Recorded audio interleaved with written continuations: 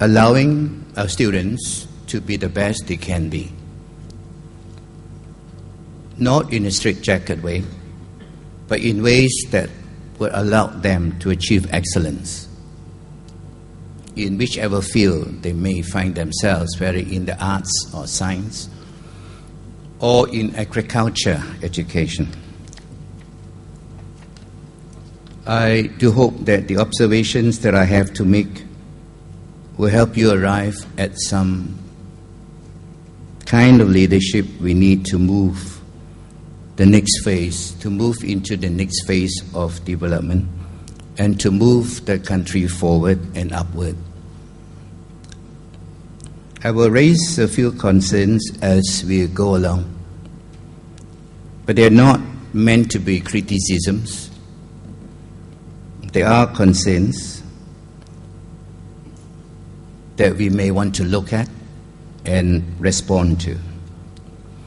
These are concerns that will enable us to compete better with our neighbors in the outside world. It is also because it is true that in some ways we have not made much headway. In some ways we have, in fact, rolled backwards. I shall be walking you through some broad perspectives and will not go into any details. But if there is time at the end of my presentation, I'll be happy to take some questions.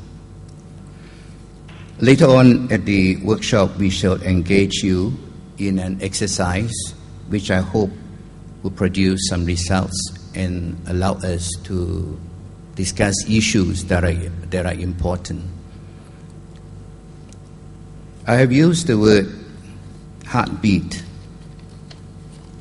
because if the heart stops beating, the system will collapse. And that is how important I see creative thinking is as we develop the economy, as we develop the country. That underscores the pivotal importance that most of us, if not all of us, in industry feel about the need for innovation, especially in education. And education being the most critical foundation in nation building and economic development, the role played by the leaders and managers can never be overemphasized. Indeed, it has been said that next to parenting a child, educating our young must be the most important job in the world. And that translates to mean that in this room are some of the most important people in our country. You are free to clap hands. Let me begin with a wake-up call by sharing with you some alarming facts about the state of the world that relates to education and innovation today. Some of you would have come across these figures. 1 billion people entered the 21st century unable to read a book or write their names. A number of people living in less than $2 a day has increased by almost 50% since 1980 to almost 3 billion people, nearly half the world's population. In other words, there are countries that are regressing and not progressing. The poorest 50 countries make up 10% of the world's population, but account for only 0.4% of the world's trade.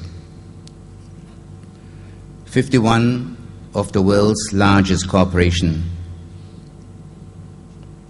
of the world's largest economies, are corporations and not countries.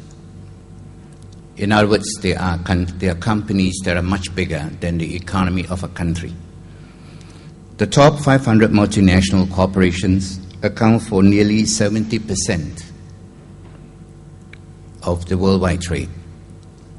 The gross domestic product of the 41 heavily indebted poor countries, with a combined population of 567 million, is less than the wealth of the 7 richest men in the world. The world's low-income countries, which account for 2.4 billion people, account for just 2.4% of the world trade. It is the innovation gap that divides the world. It's a divide between countries with the capacity to innovate and those simply without. Countries that innovate go forward. Countries that do not fall backwards. Advanced nations are pulling away to higher levels, while developing world continues to struggle just to keep pace. Why is the gap so wide and widening? The reality is, whilst there are huge investments in education in Asia, the emphasis is more often than not about how long a student stays in school rather than how much he has learned in school. And this, I believe, is at the core of why, despite admirable efforts and huge amounts of money spent in education opportunities, the quality of the talent is still that of a follower, not an innovator. To say that the future will always be about change is to state the obvious. Here I have some examples of how quickly things have changed. The size of your notebook used to be the size of this hall, and that was just 50 years ago.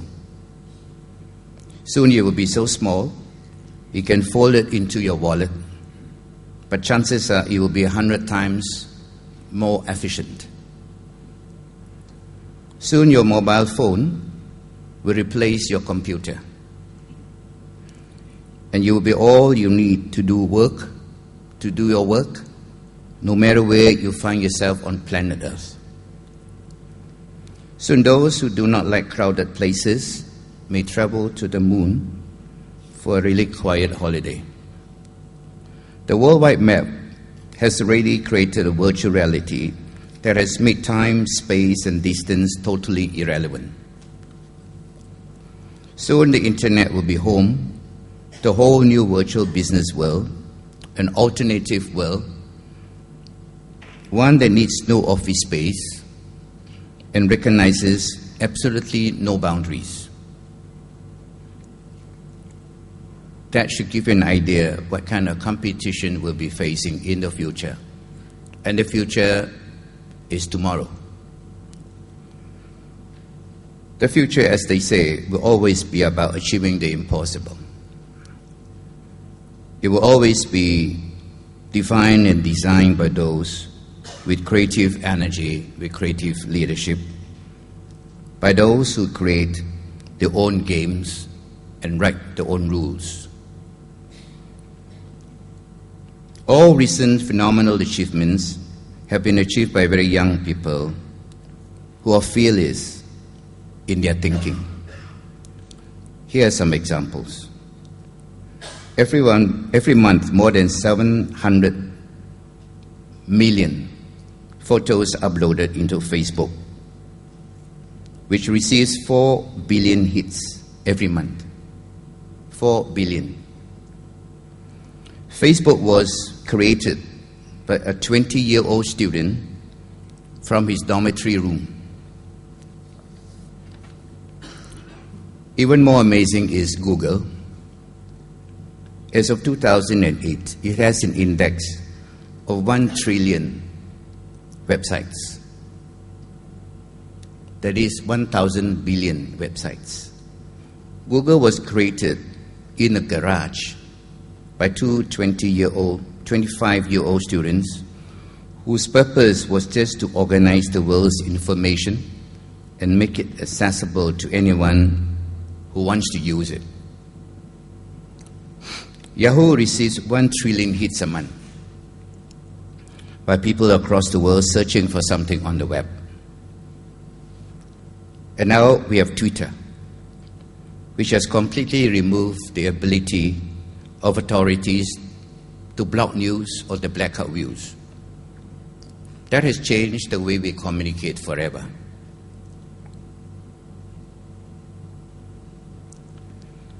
All of these phenomenal footprints have one thing in common. They have been created by very young people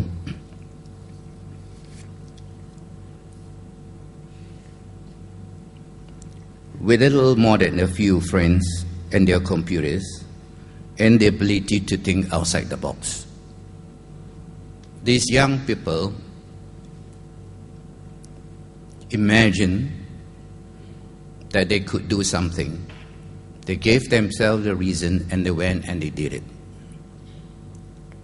Now there will be a lot more of these people, and there will be a lot more competition, therefore, that we will face as we go forward. As I said earlier, these people were in their 20s. I have just pointed out a few examples. There are a lot more of such. The internet has changed forever the way we learn, because the internet provides pictures and sound and music. It has changed the way we acquire knowledge and information, the way we use knowledge and the way we use information.